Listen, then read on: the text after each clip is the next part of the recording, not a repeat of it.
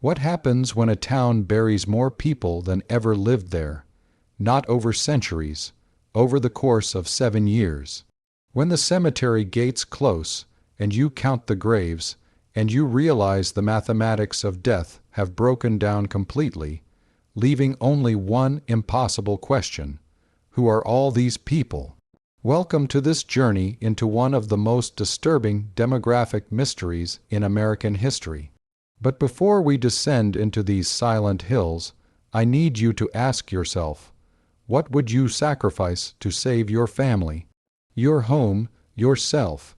Tell us where you're watching from right now and whether you believe some truths are better left buried, because by the end of this account, you may question everything you thought you knew about survival, community, and the terrible choices desperation can force upon ordinary people. This episode contains detailed discussions of death, disease, loss, and historical suffering. We present these accounts with profound respect for those who suffered and died. This is not entertainment. This is testimony. Viewer discretion is advised. In the archives of Jessamine County, cuya riqueza y influencia, there exists a ledger that shouldn't exist, a cemetery record from 1938 showing 417 burials in a town whose peak population never exceeded 80. 3 souls. No plague is listed. No disaster is recorded. Just row after row of graves, most unmarked, bearing dates compressed into a window of time so narrow it suggests not tragedy, but something far more deliberate, something systematic. What you're about to discover is a mystery that consumed an entire community, where poverty and desperation created a shadow economy built on the one commodity that never runs out: human mortality. This isn't just history. This is a question about how far people will go when survival itself becomes negotiable. It was the year 1931. The Great Depression had America in a stranglehold that showed no signs of loosening. Unemployment had reached 25%. Banks were failing weekly, and breadlines stretched around city blocks like funeral processions. But in the remote hollers of eastern Kentucky, in a place so small it appeared on no map, desperation was about to birth an industry that would turn death itself into currency and leave behind a cemetery that tells a story no one wanted to preserve. The town was called Silence, and yes, that was its real name. Silence, Kentucky sat in a fold of the Appalachian Mountains so deep and narrow that sunlight only reached the valley floor for 4 hours a day, even in summer. The town occupied a strip of semi-flat land along Bitter Creek, a waterway whose name proved prophetic, hemmed in on both sides by ridges so steep they seemed less like geography and more like walls. Natural walls, prison walls. The nearest proper town, Ravenna, lay 14 miles distant by logging road, a journey that could take half a day in good weather and was simply impossible when the rains came and turned the mountain paths into rivers of red clay. Silence existed in a state of profound isolation, the kind that shapes people in ways outsiders can never fully understand, the kind that makes communities turn inward, developing their own rules, their own logic, their own terrible solutions to impossible problems. In 1931, 3 people called Silence home. 3 souls living in 26 structures that charitable observers might call houses. Most were single, room cabins with newspaper lined walls for insulation, wood, shake roofs that leaked, and dirt floors that turned to mud every spring. There was no electricity, no running water, no telephone line, no post office. No school-building children learned their letters in the Baptist church when circuit rider preacher Amos Blackwood made his monthly visits.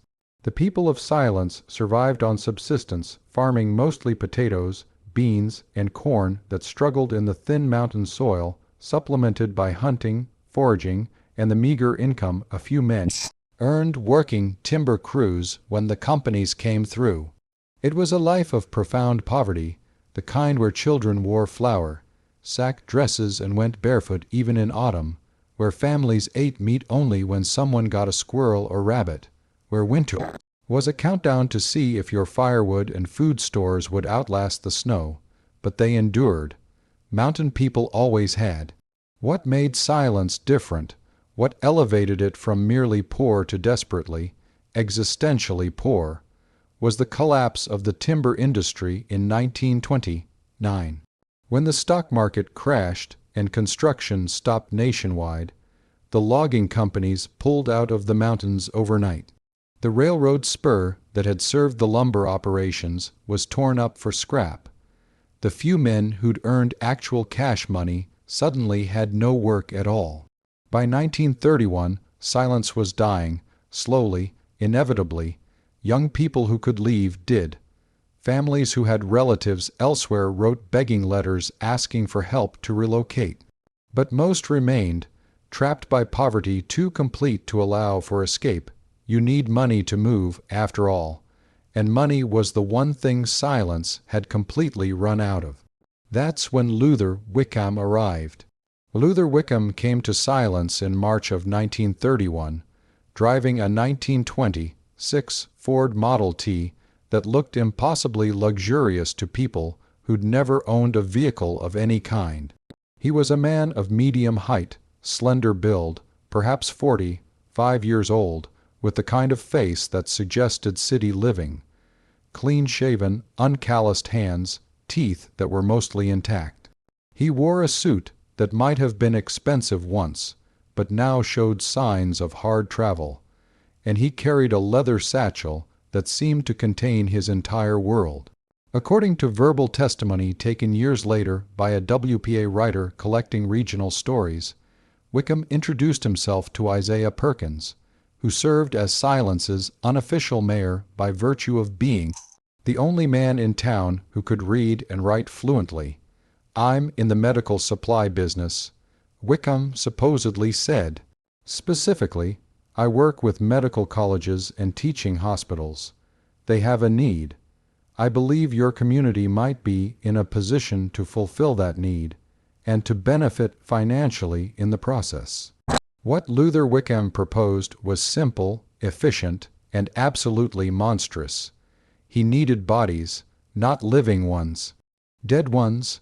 Medical schools in Louisville, Lexington, and as far away as Nashville were desperate for cadavers for anatomy classes. At the time, the legal supply of bodies was severely restricted. Only executed criminals and unclaimed indigents could be used, and there weren't nearly enough to meet the demands of the growing medical education system. An underground market had developed, one that operated in legal gray zones and outright black markets, where corpses could command significant prices. Wickham's proposal was this: when someone in silence died from natural causes, disease, accident, whatever, the family would be paid $25 to allow him to transport the body to a medical school before burial, $25. In a town where most people saw perhaps $30 in cash money in an entire year, this was a fortune. It was the difference between children eating or going hungry, between keeping your home or losing it, between winter survival and winter death. There was, of course, a catch. The body had to be relatively fresh. Wickham would pay the full $25 for a body delivered within 12 hours of death. After that, the price dropped precipitously: 15 for 24 hours, 10 for 36 hours, and nothing at all after 48 hours. Isaiah Perkins called a town meeting in the church. According to accounts that survived, the debate was heated, emotional, and deeply conflicted. Many residents were horrified by the idea.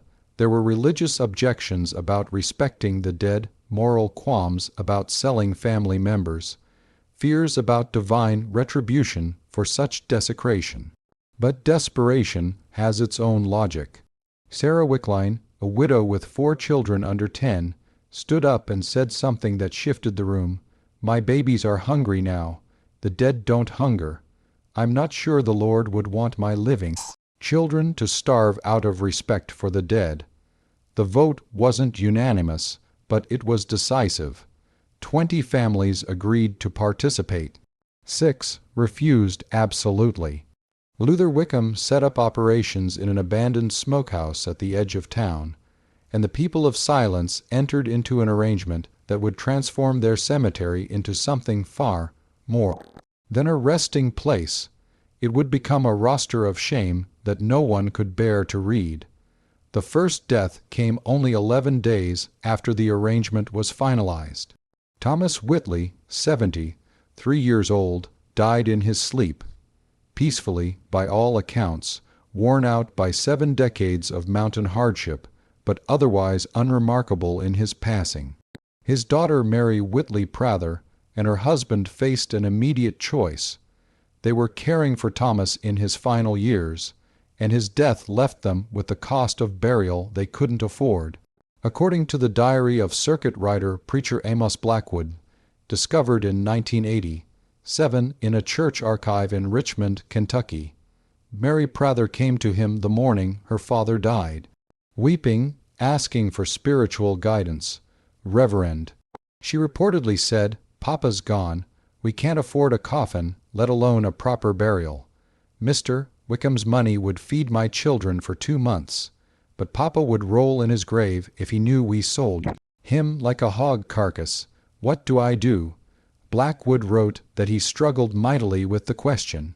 Finally, he told her, "Your father is with the Lord now. What happens to his earthly vessel is of no concern to his soul. Feed your children, Mary. God will understand, even if others don't." Mary Prather accepted the $25. Luther Wickham collected Thomas Whitley's body that evening. According to Wickham's own ledger, which survived and is now held in the University of Kentucky archives, the body was delivered to the Louisville Medical Institute within 36 hours. Thomas Whitley was buried 2 weeks later, after the medical school was finished with him.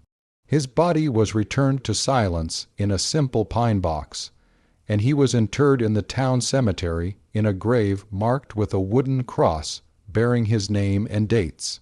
He was the first of many, so many.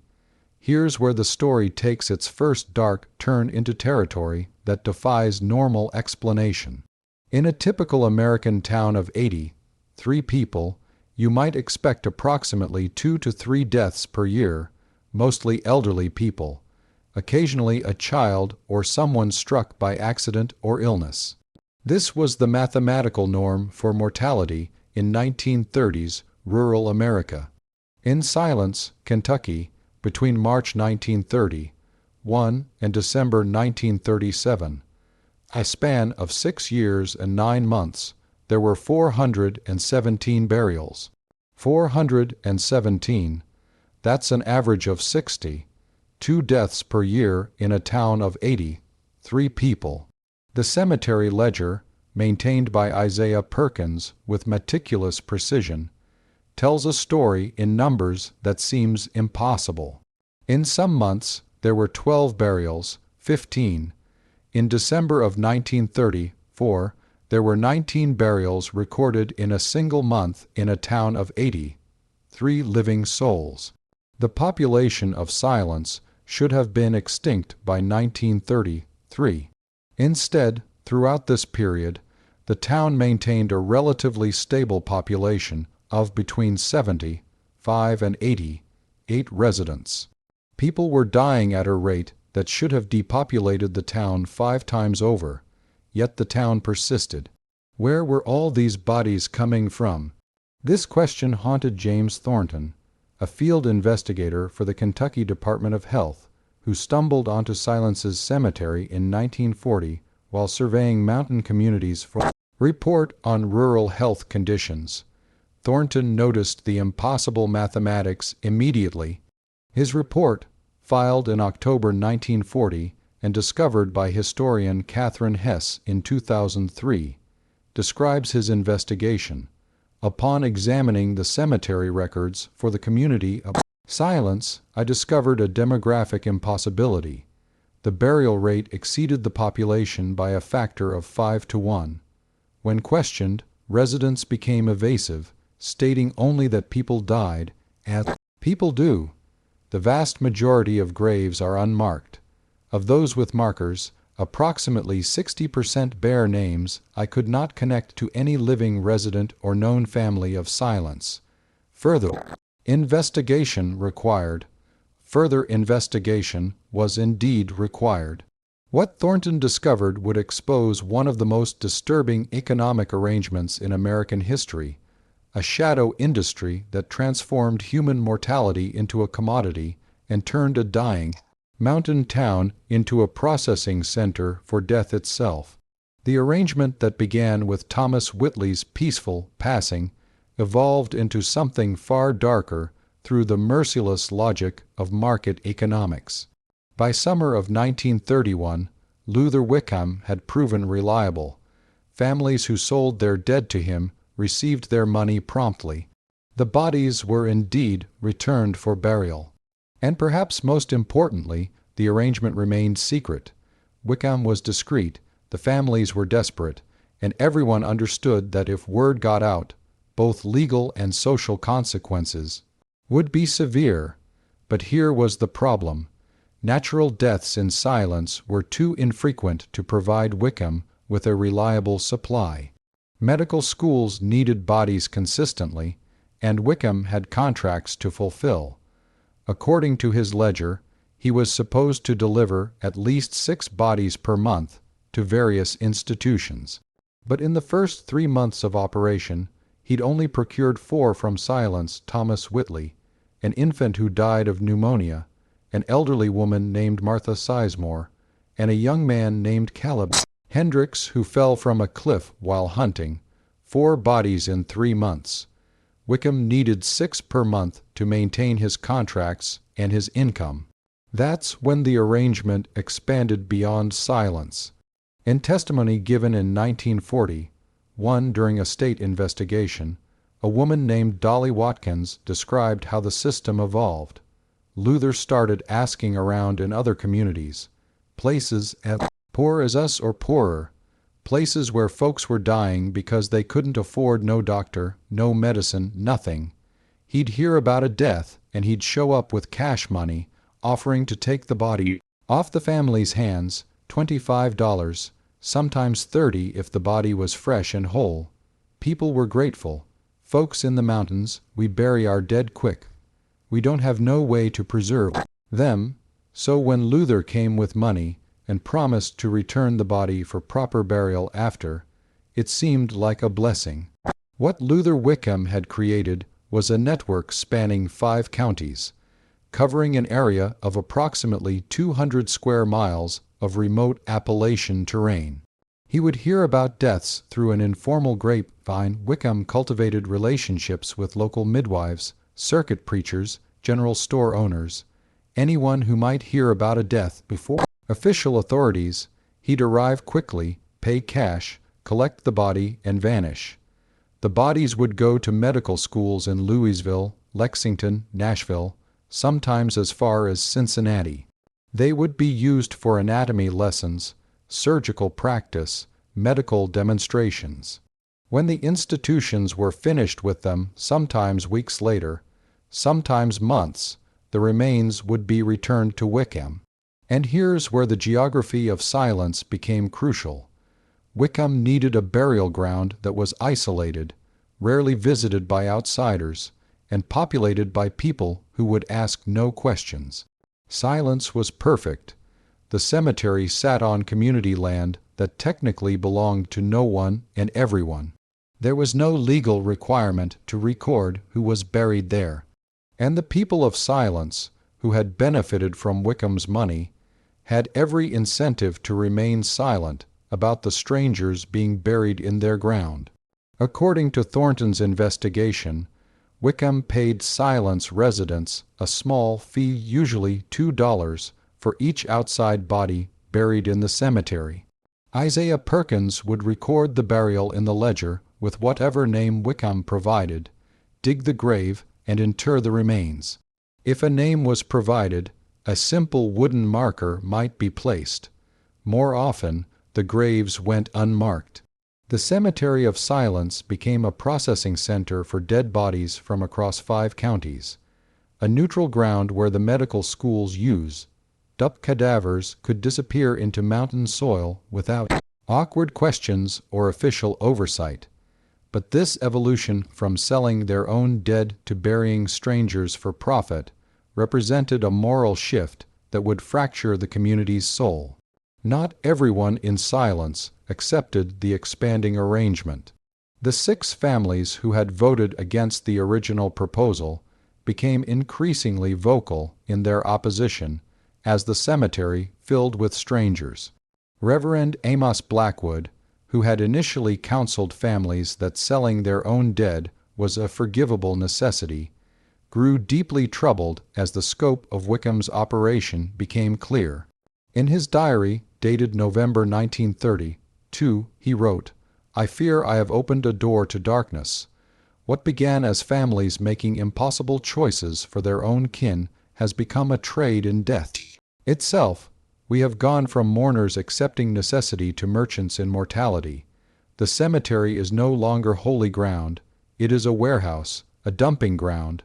The people of Silence speak less in church. Now, many won't meet my eyes. They know we have crossed a line, and they know I helped them cross it." The community split into factions. There were the participants of families who actively engaged with Wickham, who sold their own dead and accepted money for burying strangers. There were the abstainers of families who refused any involvement but remained in town. And there was a third group, small but growing, called the Watchers, a people who began documenting what was happening, who kept their own records, who seemed to understand that someday someone would ask questions. Ezra Tillman was a watcher. As schoolteacher before the school closed, Tillman maintained a private journal that wasn't discovered until 1994, found in a trunk in his great-granddaughter's attic. His entries from 1933 provide a ground-level view of how the arrangement affected daily life. January 7, 1933, 3 burials today, none from Silence. Wickham's wagon arrived before dawn. He and Isaiah worked quickly, quietly. By noon the graves were filled and the markers placed, if you can call them markers, bare wooden stakes with nothing written on them. Who are these people? Where did they come from? Why are they in our ground? February 2nd, young Melissa Carver confronted Wickham in the general store, asked him directly whose bodies he was bringing. He smiled, that cold smile of his, and said, "The dead don't complain about their accommodations, miss." She called him a devil. He called her naive. Isaiah Perkins stepped between them, told Melissa to mind her tongue. The divide grows wider. March 15th, counted the graves today, 107 in just 2 years. We should have 20 at most. Our cemetery tells a lie.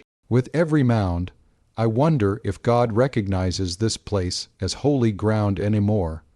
The social fabric of Silence was tearing. Families who had lived as neighbors for generations stopped speaking to each other. The participants justified their actions as economic necessity. The money from Wickham had indeed prevented starvation, had bought medicine, had kept families intact through the Depression's worst years. The abstainers saw moral compromise they couldn't accept. The Watchers documented everything, perhaps sensing that this story would need witnesses. But through 1933, 1934, 1935, the arrangement continued. The bodies kept coming, the graves kept filling, and the cemetery grew more crowded with the dead than the town ever was with the living. The mathematics couldn't hold forever. By 1936, even those who benefited from Wickham's money began to feel the weight of what they'd done. The cemetery had become grotesque. What had once been a small, dignified burial ground with perhaps 20 graves marking the genuine dead of Silence across decades had metastasized into a field of mounds that stretched across 3 acres. Wooden markers jutted from the ground at odd angles like broken teeth. Many graves were marked only by slightly sunken earth and the absence of vegetation. Walking through the cemetery became a navigation exercise, stepping carefully to avoid disturbing the dead. And the dead were restless. According to multiple accounts collected by Catherine Hess during her research in 2002 through 2007, the people of silence began experiencing what they called hauntings around 1936. Dolly Watkins, interviewed in 2003 at age 97, described it. The cemetery started making sounds, at night mostly, but sometimes during the day, like settling sounds, like the earth was shifting, but it was more than that. It was like the ground was breathing. Some folks said they could hear voices, not words exactly, but the sound of voices under the earth. I know that sounds like superstition, like mountain foolishness, but I heard it myself, more than once. A low murmuring that came up from the ground like the earth itself was whispering. Children refused to go near the cemetery. Some families moved their cabins farther from the burial ground. Dogs wouldn't cross the cemetery's boundary. They would stop at the edge, hackles raised, and refuse to move forward no matter how their owners commanded. Whether these were genuine paranormal phenomena or the psychological manifestations of collective guilt, the effect was the same. The cemetery had become a place of dread, a physical reminder of moral compromise that had allowed the town to survive. But it was a child's death that finally broke the arrangement. In August of 1937, 7-year-old Margaret Sizemore died of scarlet fever.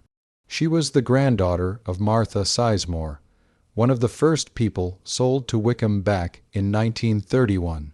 Her parents, Robert and Ellen Sizemore, were among the poorest families in Silence. They had participated in Wickham's arrangement before. They had sold Ellen's father 2 years prior. When Margaret died, Luther Wickham arrived at their cabin with his usual offer, $25 for the body. According to Ezra Tillman's journal, what happened next shattered the community's remaining cohesion. August 23, 1937, Ellen Sizemore said no. She refused Wickham's money, said she would not sell her baby daughter like livestock. Wickham raised his offer to $35, more than he'd ever paid. Ellen screamed at him, called him a ghoul, a demon, a merchant of death, said her daughter would be buried whole and proper, that no medical school would cut into her child. Robert Sizemore said nothing. He just stood there, torn between his wife's grief and the knowledge that $35 would feed their remaining 3 children for months. Wickham left. Ellen buried Margaret herself in a grave she dug with her own hands in the cemetery's oldest section, far from the unmarked mounds of strangers. She placed a wooden cross she carved herself. I attended the burial. 14 people came. The rest stayed away ashamed, I think, to witness grief they'd sold away in themselves. That night, Ellen Sizemore walked to every cabin in silence and asked each family the same question. Would you sell your child for $35? She made them answer. She made them look her in the eyes and answer. Most said no, but some, God help them. Some couldn't answer at all. Ellen Sizemore's grief-fueled interrogation forced the people of silence to confront what they'd become. The abstraction of necessity and survival collided with the concrete reality of a mother's love for her dead child. The arrangement had always been morally questionable, but it had been economically rational. Ellen Sizemore made it personal again, made it unbearable. Within a week, 12 families told Wickham they would no longer participate. The participants were abandoning the arrangement. Luther Wickham's supply network was collapsing, but Wickham had contracts. He had obligations.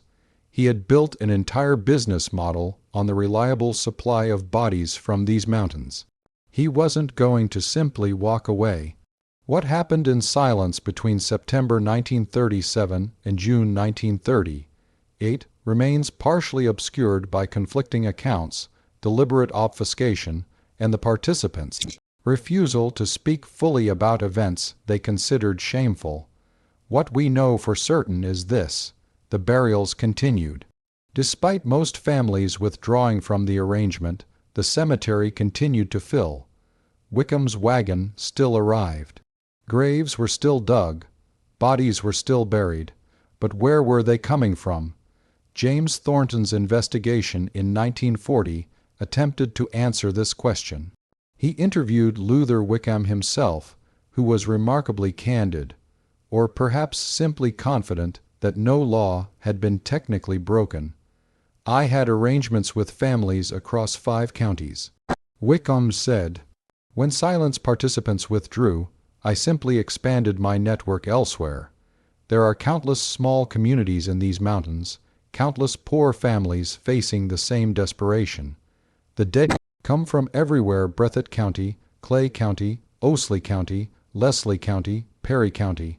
They die in childbirth, of disease, of accident, of old age, of hunger. I offer their families dignity through compensation and ensure the bodies serve a purpose in advancing medical knowledge. Then I return them for proper burial. Where else would I bury them?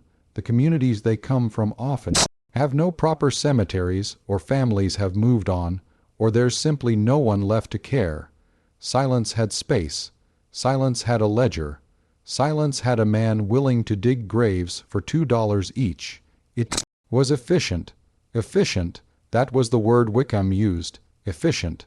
But Thornton discovered something else. Something that suggested the supply chain had become darker than even Wickham admitted. In cross-referencing death certificates from surrounding counties against Wickham's ledger, Thornton found significant discrepancies. Bodies were being buried in silence that had no corresponding death certificates anywhere in Kentucky. No official record of death. No record of the person existing at all in many cases. Some names in Wickham's ledger, when names were recorded, couldn't be traced to any known families in the region. Some appeared to be fabricated.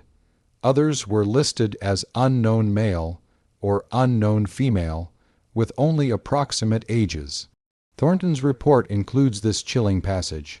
"I am forced to conclude that some portion of the bodies interred in Silence Cemetery came from sources that Mr. Wickham has not disclosed. Whether these were bodies obtained from other states, from institutions, from sources I cannot identify, or from circumstances I dare not speculate upon, I cannot say with certainty. What I can say is that the official record does not support the claim that all bodies came from natural deaths in Kentucky communities. Someone is lying, whether it's the families, Mr. Wickham, or the very dead themselves. Through false identities, I cannot determine." What Thornton suspected but couldn't prove was that Wickham had likely expanded his supply network to include other resurrection men, body snatchers who robbed graves, or worse, who might have procured bodies through means that don't bear thinking about. The cemetery had become a dumping ground for bodies from across the region and possibly beyond, a place where medical schools used cadavers could disappear into mountain soil with no oversight, no questions, no accountability. And the people of silence, who had started this arrangement out of desperate necessity, now found themselves complicit in something far larger and darker than they'd ever imagined. The end came in June of 1938, not with revelation or justice, but with simple economics. The medical schools changed their procurement policies. Across 1937 and 1938, multiple medical institutions, under pressure from medical ethics boards and increasing legal scrutiny of cadaver sources, began requiring more stringent documentation of body provenance. They wanted death certificates. They wanted legal affidavits. They wanted proof that bodies were obtained through legitimate means. Luther Wickham couldn't provide this documentation for most of his supply.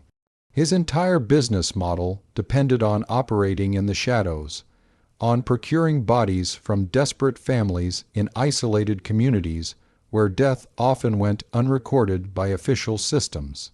According to records from the University of Louisville Medical Department, Wickham's last delivery was in May of 1938. After that, his contracts were terminated for failure to meet documentation requirements. His business collapsed overnight. Luther Wickham made his last visit to silence in June of 1938. According to Ezra Tillman's journal, June 7, 1938, Wickham came to settle accounts, paid Isaiah Perkins for the last 5 burials, $10 total, told him there would be no more, said the medical schools had changed their priorities. Wickham looked older somehow, diminished. The confidence he'd carried for 7 years had drained out of him. He knew what he'd built was ending. Isaiah asked what would happen to the cemetery. Wickham shrugged. "It's your ground now," he said. "You're dead. Your problem." Then he drove away in his Model T, and that was the last Silence saw of Luther Wickham. We stood there, Isaiah and I, looking at the cemetery, 417 graves.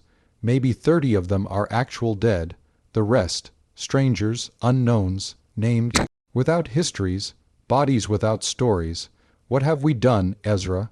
Isaiah asked. I had no answer. I still don't. Luther Wickham disappeared into history. James Thornton's investigation attempted to locate him in 1940, but found no trace. No death certificate, no property records, no paper trail of any kind after June of 1938. He simply vanished, leaving behind only his meticulously kept ledger and the impossible mathematics of 417 graves. The people of silence couldn't bear what they'd become. Families began leaving in late 1938. Not all at once, but steadily, like blood seeping from a wound. They left for anywhere else, other mountain communities, distant cities where relatives might take them in, logging camps, coal towns, anywhere that wasn't silence. By 1940, when James Thornton arrived to investigate, the population had dropped to 47. By 1945, it was 18. By 1950, silence had only 7 residents, all elderly, all waiting to die in the place they couldn't bring themselves to leave. The last resident of Silence, Kentucky, was Grace Carver, who died in 1963, at age 91. She had been 4 years old when Luther Wickham first arrived. She lived her entire life watching the cemetery fill, watching the town empty, watching the consequences of desperation play out in slow motion. In an interview conducted by a local historian in 1961, 2 years before her death, Grace Carver said, "We didn't set out to become monsters. We were just hungry, just poor, just trying to survive, but somewhere in there we crossed a line and forgot to cross back. We stopped seeing bodies as people and started seeing them as money. We stopped asking questions because the answers would have stopped the money, and when you make that choice, when you decide survival is worth any price, you lose something you can't get back. You lose your own humanity, piece by piece, body by body, until you wake up one day and realize you're living in a graveyard of your own making." The town of Silence ceased to exist as a legal entity in 1965. The cabins rotted and collapsed. The church fell in on itself. The roads grew over.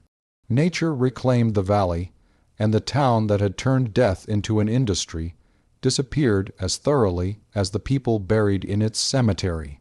But the cemetery remained. In 2003, historian Catherine Hess was researching Appalachian cemetery traditions when she came across a reference to silence in an obscure WPA writer's report from 1940. Intrigued by mentions of burial irregularities, she obtained a grant to investigate. What she found shocked her. The cemetery was still there, overgrown but intact, the graves still visible as depressions in the earth. Using ground-penetrating radar, archaeological techniques, and cross-referencing surviving records, Hess and her team spent 4 years mapping the cemetery and attempting to identify the dead. Her findings, published in 2007 in the Journal of Appalachian Studies, confirmed the impossible mathematics: at least 412 graves in a cemetery serving a town that never exceeded 88 residents.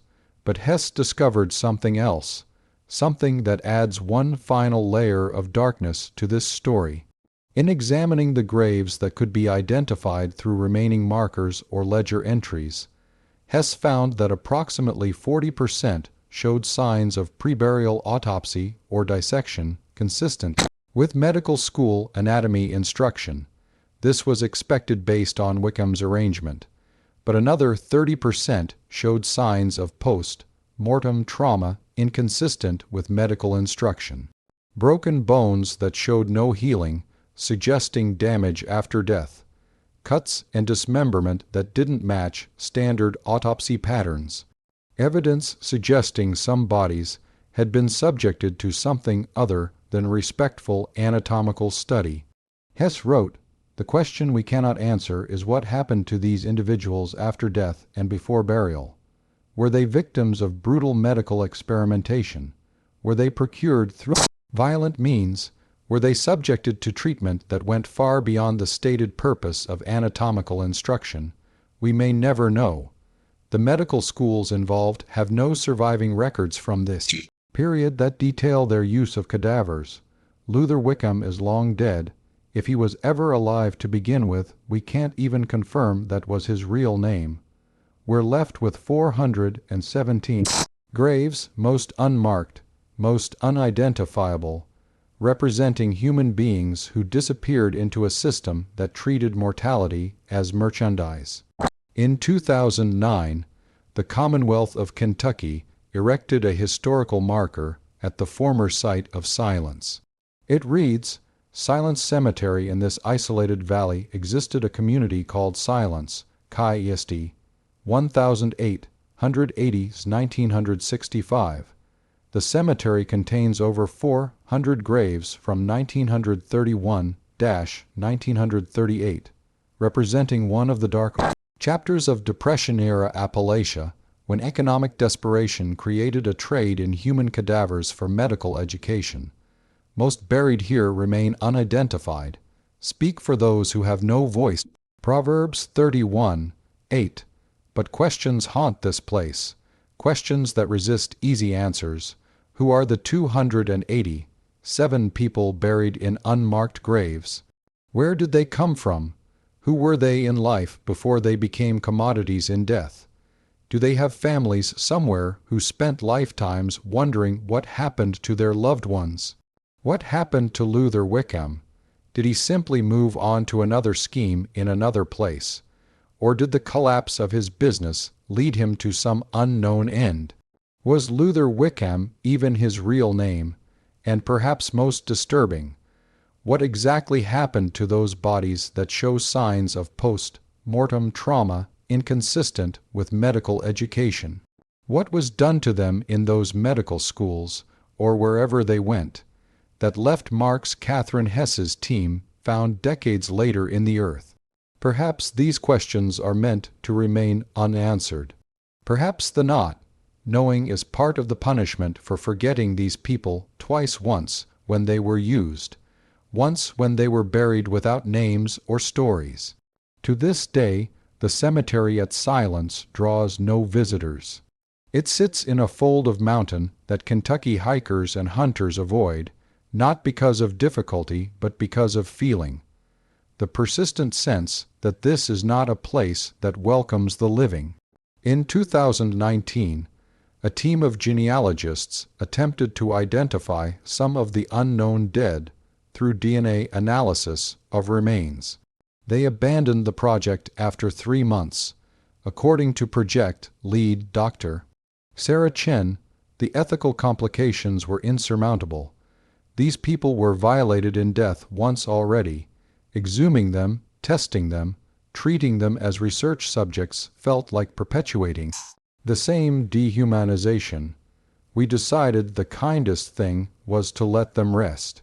Local residents, those few who still live in the valleys near where silence once stood, report phenomena that might be explained away as wind, as imagination, as the mind playing tricks in isolation. They report sounds from the cemetery on still nights, the murmuring Dolly Watkins described. Some claim to see lights moving among the graves when no one is there. Others speak of an overwhelming sadness that descends when you enter the cemetery grounds, a grief so profound it doesn't feel like it belongs to you. It feels borrowed, or inherited, or absorbed from the very soil. Most dismiss these accounts as superstition, as Appalachian folklore, as the kind of ghost stories every old cemetery accumulates. But some know better, because this cemetery doesn't just hold bodies. It holds a story about what happens when human beings are reduced to economic transactions.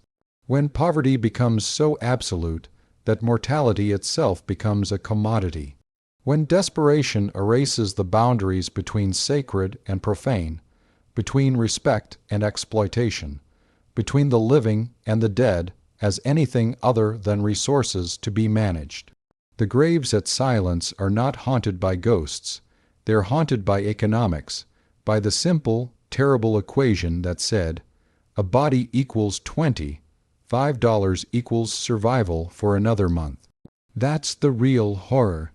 Not spirits or supernatural vengeance, but the mundane evil of a system that made selling the dead seem rational, even necessary, to people who were simply trying not to starve. The story of Silence Cemetery is not unique. Throughout the 19th and early 20th centuries, body snatching, grave robbing, and cadaver trafficking were endemic wherever medical schools existed and legal sources of bodies were insufficient. The famous Burke and Hare murders in Edinburgh, the Resurrection Men of London, the medical college raids in New York. These are well-documented horrors that most people know at least vaguely. But Silence represents something different. Burke and Hare were criminals operating against their community's will. The Resurrection Men were outcasts violating social norms for profit. Silence was different because it was consensual, at least initially. It was a community making a collective choice, engaging in an arrangement they knew was wrong, but deciding survival justified the compromise. It shows how easily economic desperation can reshape moral boundaries, how quickly the unthinkable becomes acceptable when the alternative is watching your children go hungry. And that's what makes this story so profoundly disturbing. We can distance ourselves from Burke and Hare. They were monsters, criminals, aberrations. But the people of Silence, they were ordinary people making impossible choices in desperate circumstances. They were us, if we'd been born in those mountains in that era facing that poverty. The question isn't whether they were right or wrong. The question is whether any of us, in that same darkness, would have chosen differently. Would you have refused the money when your children were hungry? Would you have refused when winter was coming and you had no firewood? Would you have refused when it meant losing your home, your land, everything your family had struggled for across generations? Or would you, like them, have told yourself it was necessity, that the dead don't hunger, that survival justifies compromise, that you'd make it right somehow, someday, when things got better, and then one day you'd wake up and realize you're living in a graveyard of your own making, 417 graves for 83 people, and there's no way to make it right because the damage is done, the dead are buried, and the only thing left is shame so profound it drives an entire community to dissolve rather than face what they became. That's the real horror of Silence Cemetery, not what happened to the dead, but what happened to the living. They survived the Great Depression. They endured poverty that would break most modern people in weeks. They kept their families together through circumstances we can barely imagine, but they lost themselves in the process. And when they looked around and realized what they'd become, merchants in mortality, graveyard keepers for strangers, participants in an industry that treated human remains as livestock, they couldn't live with it anymore, so they left. One by one, family by family, they abandoned silence and scattered to the winds, carrying their shame like a hereditary curse, never speaking of it, never acknowledging it, hoping that silence would somehow make it less real. It didn't work. The cemetery remains, the graves remain, and the question remains: at what point does survival stop being worth the cost? At what point does compromise become complicity? At what point do we look at the choices we've made and realize we've crossed a line we can never uncross? The people of silence learned the answer too late. They learned it body by body, grave by grave, until their cemetery held more dead than their town ever held living, and the weight of all those compromises crushed the community into dust.